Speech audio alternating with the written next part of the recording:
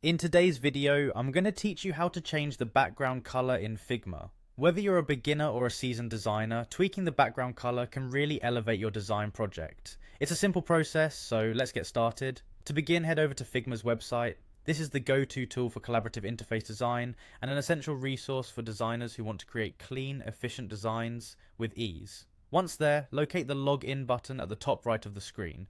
Click on it to access your account. If you're taken to the home screen immediately after logging in, that's perfect. If not, don't worry, you can find a link to home where you can see all your recent files and projects.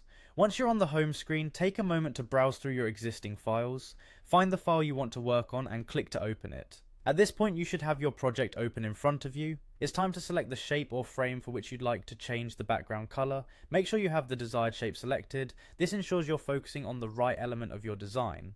Now here comes the fun part. You will see the properties panel on the right hand side of your screen. In this panel, look for the fill section where you'll typically see an area labeled fill with a color box next to it. This is where you'll make your changes. Click on this color box to bring up the color picker menu.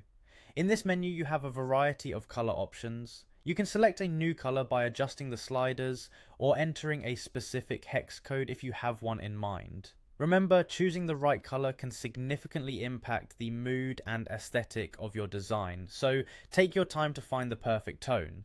If you're working with a specific brand guide or style, make sure the color maintains consistency with your design's visual identity. Once you've chosen your color, click outside of the color picker to apply your selection. Take a moment to evaluate how the new background color interacts with your other elements, and feel free to tweak other colors in your design for enhanced harmony. Finally, don't forget to save your work frequently. With your color now applied, your design should have a fresh new look. Congratulations, you've successfully changed the background color in Figma. Thanks for following along and happy designing with your new palette. If you found this tutorial helpful, be sure to check out other videos in our series for more tips and tricks.